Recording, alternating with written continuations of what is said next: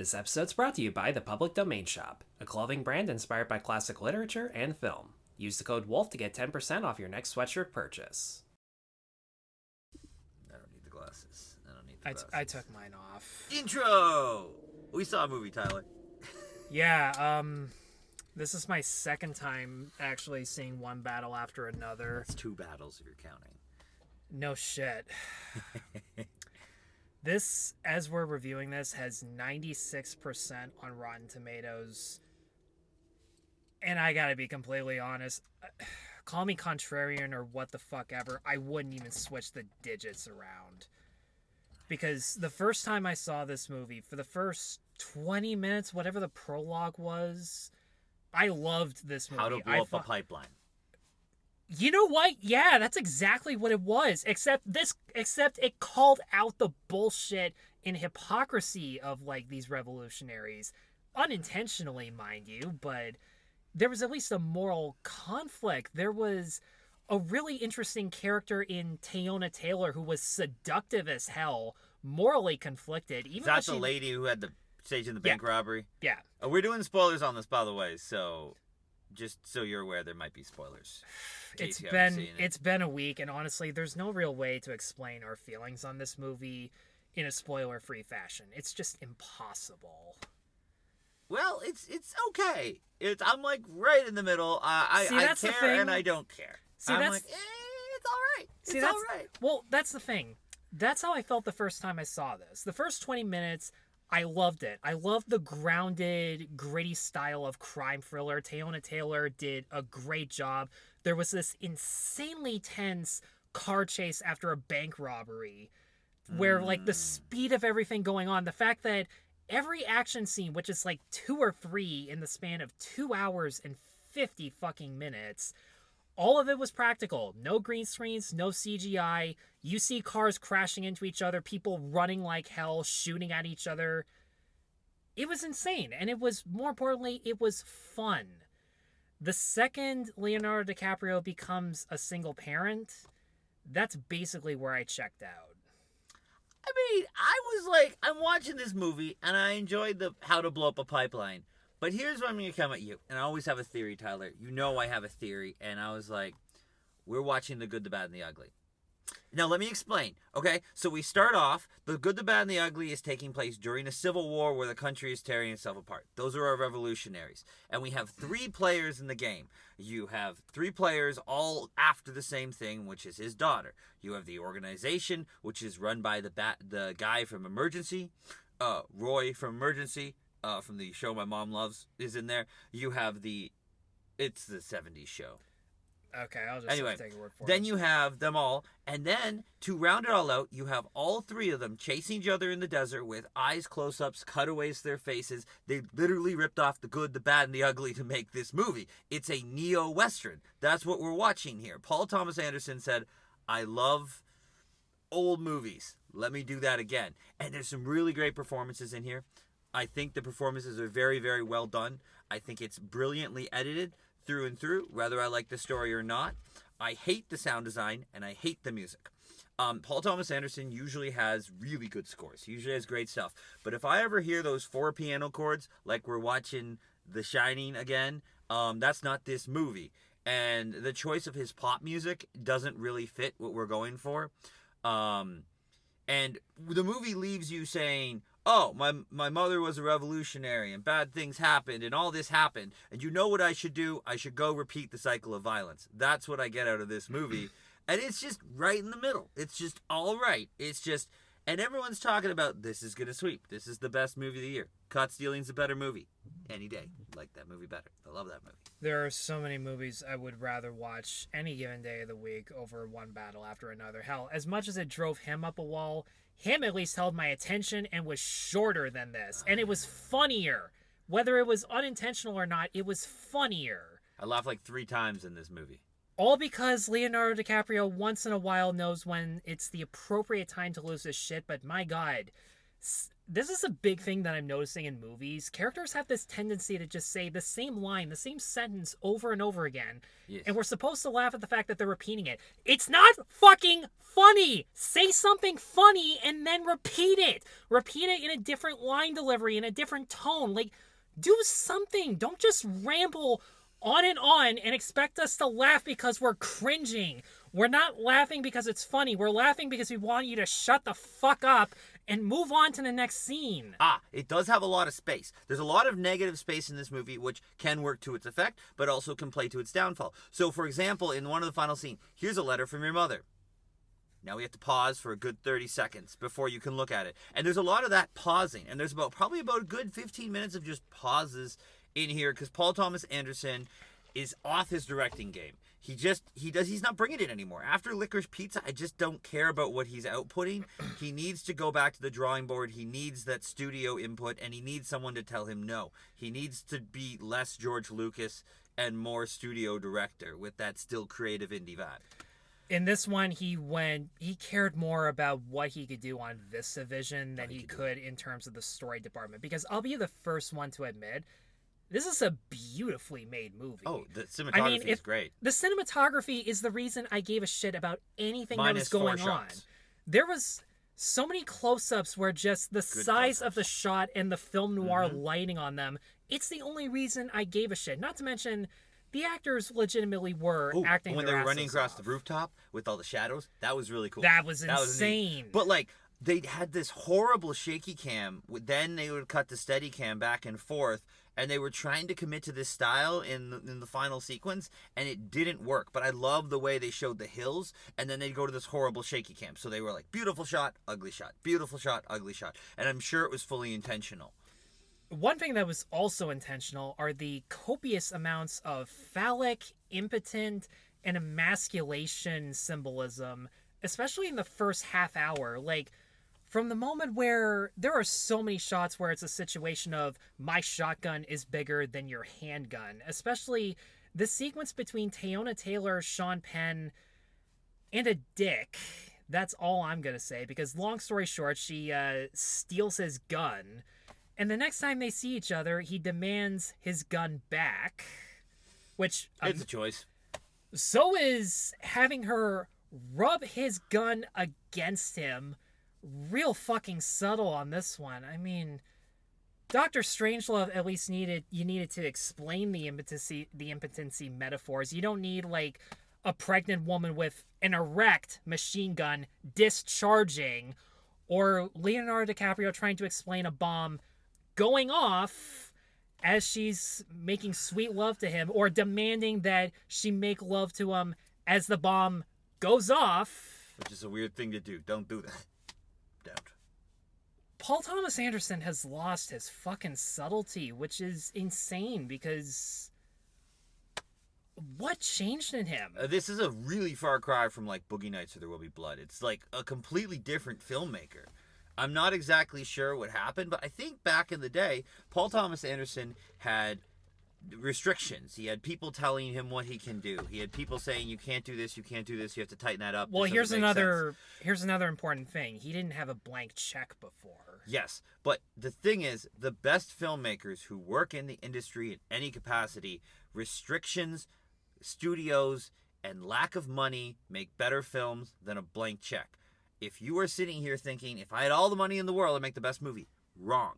If you have some money, the ability to create, and your ability to overcome obstacles and distractions, you're going to make a much better film any day.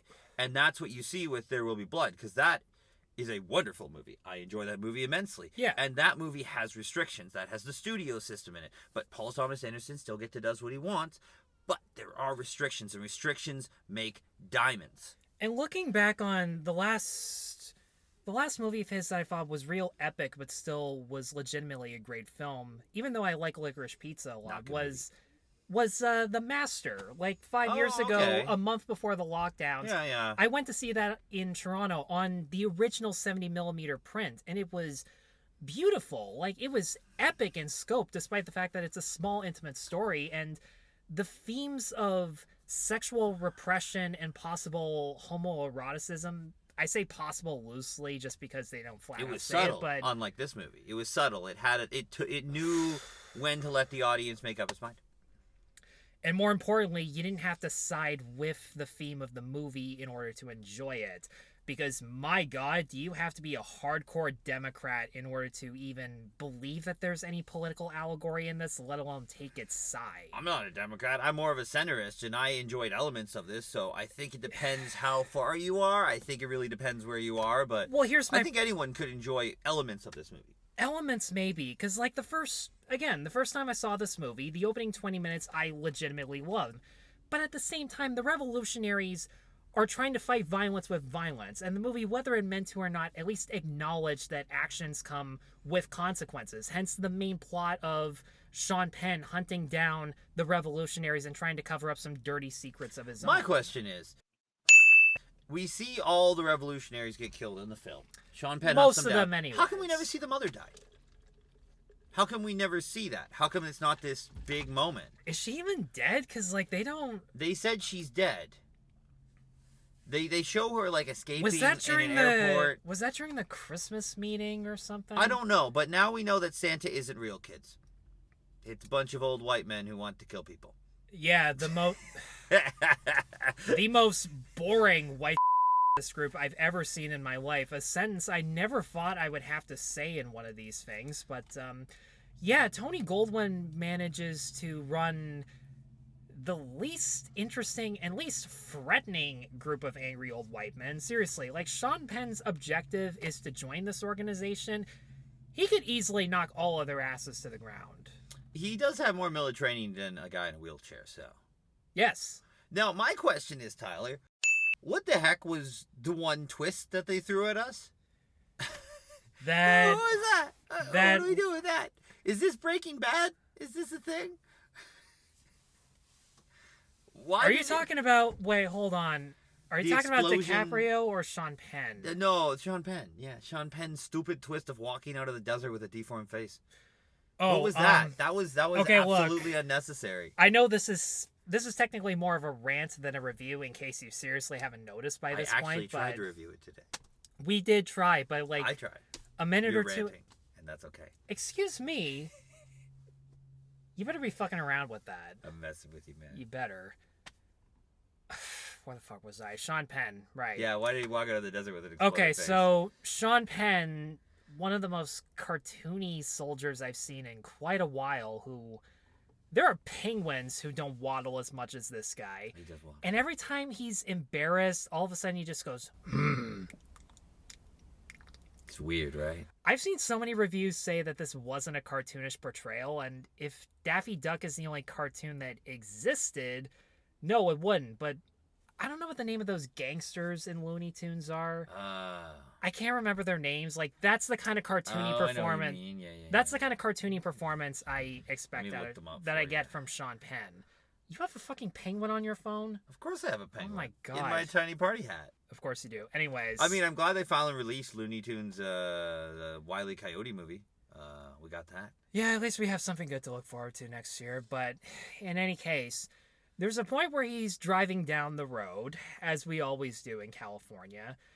And out of nowhere, an assassin who has found out a dirty little secret that we won't spoil, because honestly, it's really not that significant. They give it away so soon in the movie. Rocky and Muggsy. Rocky and Muggsy, Roxy yeah. and Muggsy. Sean Penn is basically Colonel Rocky and Muggsy. Kind of a combination, because he pretends to be dignified, but is also a complete dope.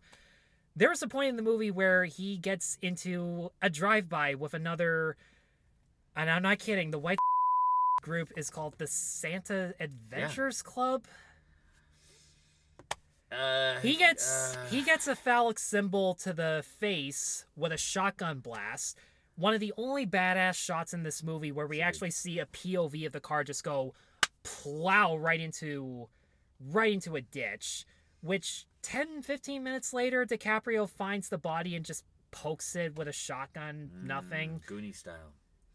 And it's funny you mentioned the Goonies, because 10 minutes later, we see Sean Penn with an AK that he had this whole time and could have used, blood covering his face, and we're all just sitting there going, how the fuck did you survive that? Hell, he literally blurted out really yeah. with nothing. And like, I was just so confused. I was like, well, this is the end of the movie. We've resolved all the plot points. We're like, this is it.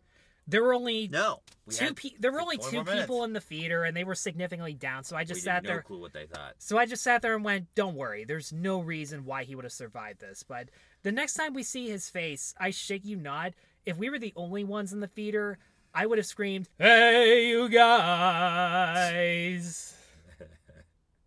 He does kind of look like he does kind of look that way. You gotta admit. What is with the tagged-on ending of this film? Like, you end in the desert, they wrap up all the plot points. Why do they feel the need to tag endings onto every movie we've ever watched? What was the point of having him survive if you were just going to gas him? But like, we don't need to see the last moment with DiCaprio and stuff and his daughter. Everything's wrapped.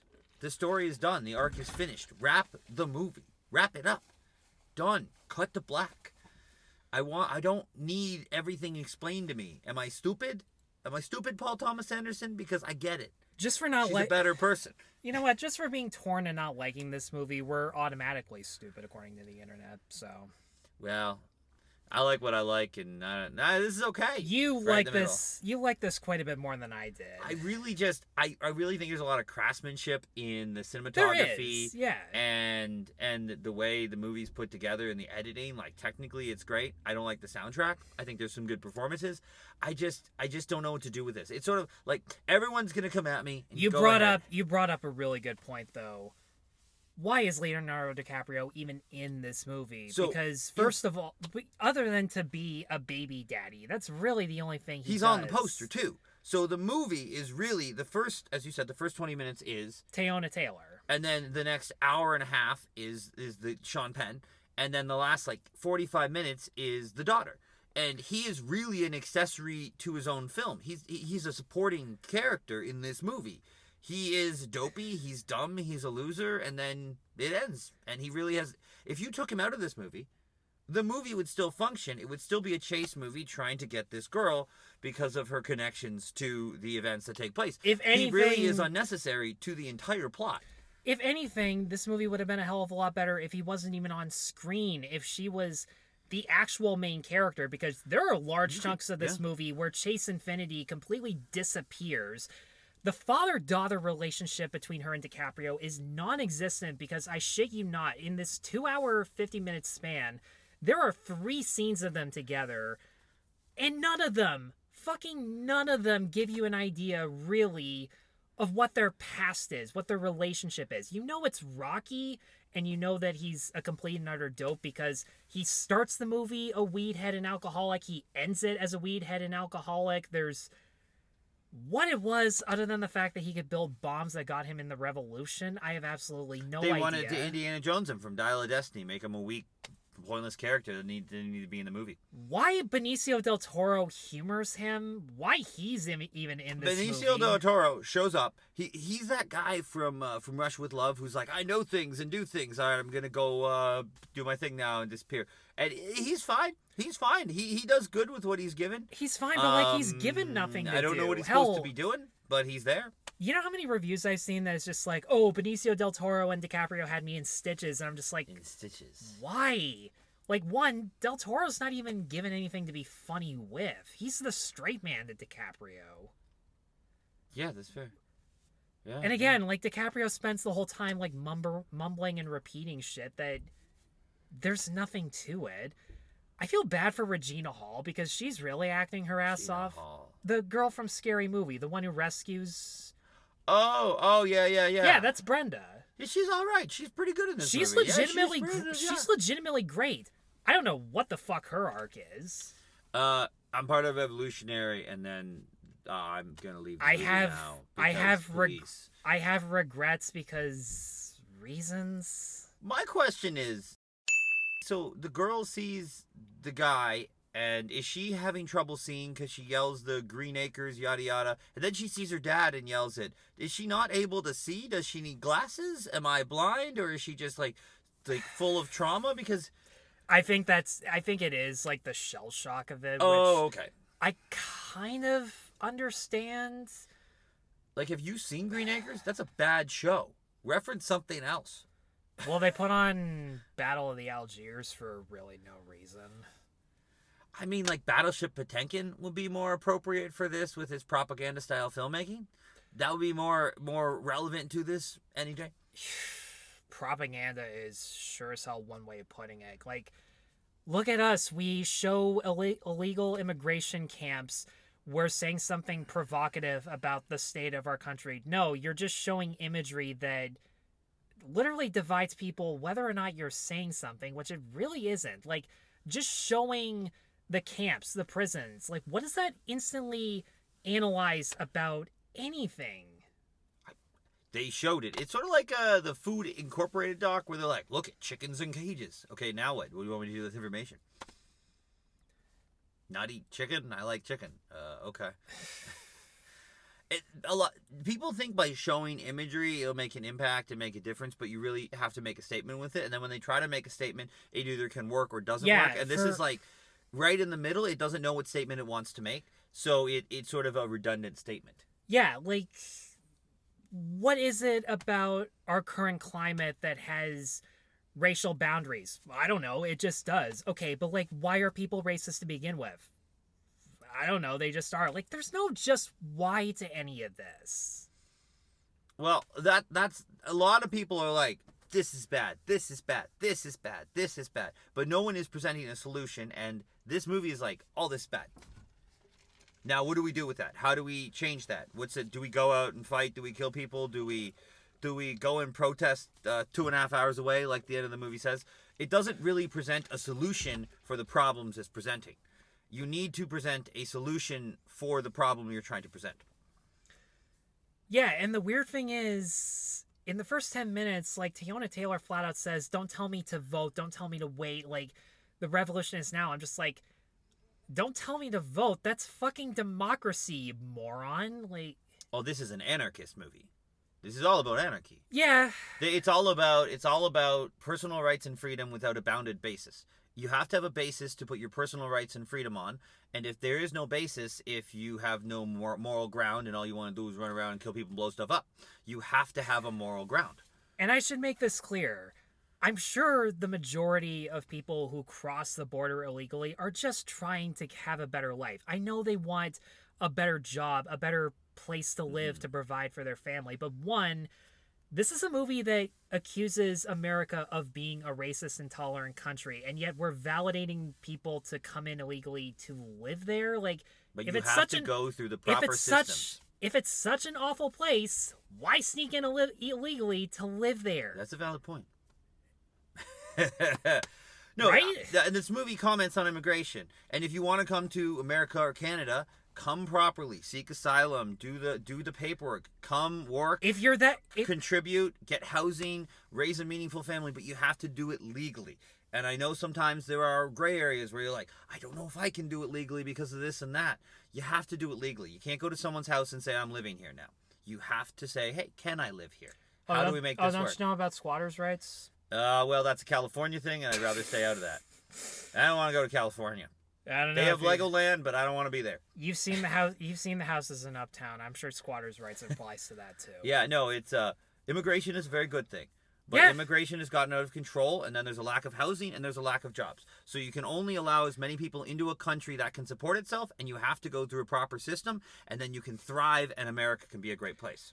Not to mention, prices are higher than ever, everywhere you go. Like, this isn't even a good time to prosper off of that. No, it's a very bad time to be here. We can't even fucking prosper off of that. Are you kidding me? Some months I have trouble paying insurance because the economy's that bad. God.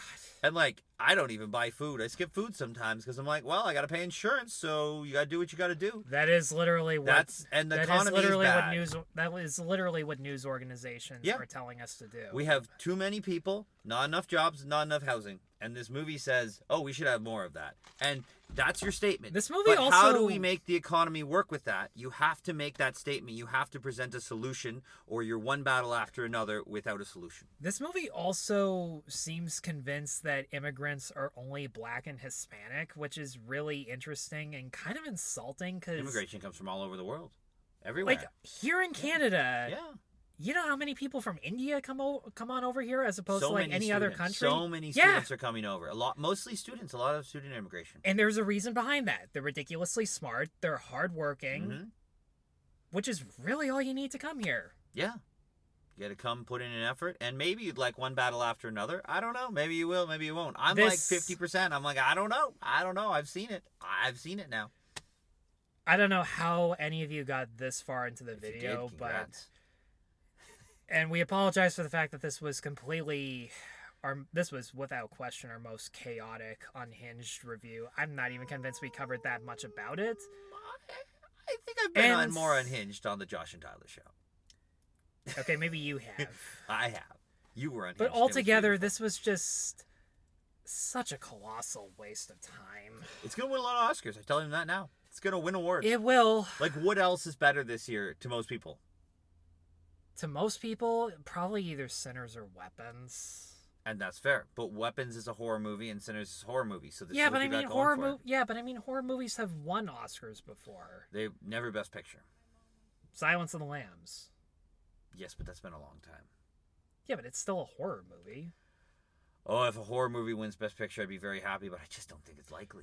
It'll happen eventually. Like Sinners will get Oscar buzz for something. Yeah, they'll have to do a re-release. Yeah, they're doing that for Halloween. Oh, cool. I might go see it again. I Yeah. like it. Yeah.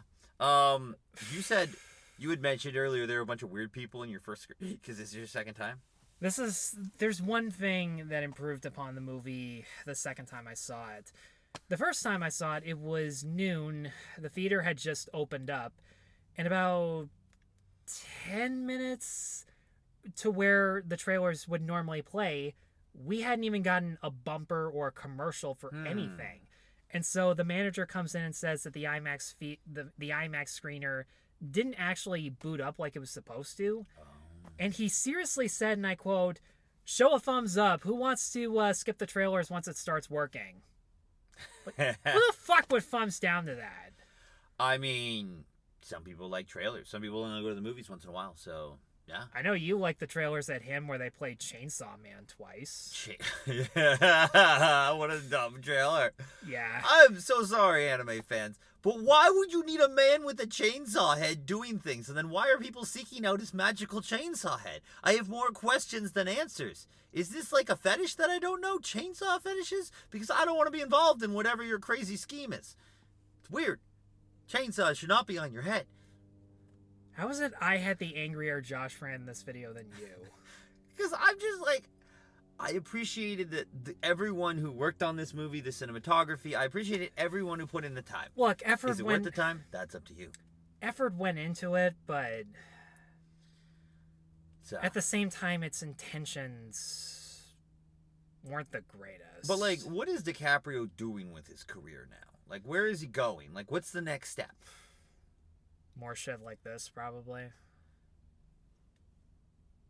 Because, I mean, like, he had his run. He did Titanic all the way up to, like, Inception and Shutter Island and stuff. And then, like, is his career dead? Is he just doing schlock now? No. He's nowhere near schlock territory. I mean, if he keeps playing loud, angry jerks who do nothing but scream off the top of their heads, he probably will be. Maybe, I don't know. I've never liked the man, but I actually thought this was one of his better performances because he was pathetic and I don't like him. That is kind of the reason I love him in Once Upon a Time in Hollywood. I was okay in that. It wasn't bad. I thought Brad Pitt was excellent in that movie. Everybody thinks Brad Pitt was excellent in that movie. He was a good actor. Yeah. Better than DiCaprio. Oh, yeah, no question. Yeah, easy. Well, guys, I, again, have no idea why you're still here, Yeah. but thanks. Feel free to disagree with us on the movie or the politics in general. Just be civil about it. Yes. If you are going to talk politics, respect goes at the end of the day, and you're always friends with the person after that. Just because you have different political opinions doesn't mean you can't be friends with them.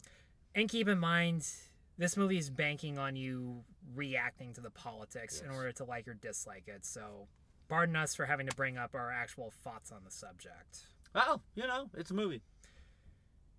Yeah. I would stream this. I wouldn't see this in theaters. Just stream it at home. Get your friend to buy a Blu-ray or something if they still buy physical media. Yeah, pretty much. Well, if you want to see me talk about something I actually like, I have a review up for The Smashing Machine. Feel free to check that out right now. I got a Monday mystery movie coming up. I have no idea whether he'll be around for that. We'll see. I don't know. Maybe. Possibilities are endless. Chances are he will be with me for Tron Ares for absolutely... I'm very interested in seeing that in IMAX because it will look very cool. For that reason and that reason alone. Yeah, I don't know why anyone keeps paying Jared Leto money. We'll find out, won't we? Because 30 Seconds to Mars is a pop band. I'm so sorry. It's not rock. Glad I don't listen to him. Oh, it's like Imagine Dragons. They're crap. I like Imagine Dragons. Yeah, but they're not a rock band. They're a pop band. No. Thunder, thunder, thunder, thunder, thunder, thunder. Ugh. I want to smack someone. That is the worst song ever made, Thunder. You can't just say the same word over and over again. That's not a song. That's so you agree with me on my Josh rant? Oh yeah, no. Unless you're like, Guardians of the Galaxy for 5 seconds, you can't get away with this. That's every comedy in a nutshell. Yeah, repeating things doesn't make it funny. No. That means Bazinga is not a funny catchphrase. Not funny. Monty Python did the spam joke, and they did it good. Yes. And you know what? They're the only ones to have done it well. Pink Panther did it well on occasions. Well, on occasions. You know better than I do. Yeah, when Peter Sellers repeated some of the stuff, it was funny, but sometimes it just did not work.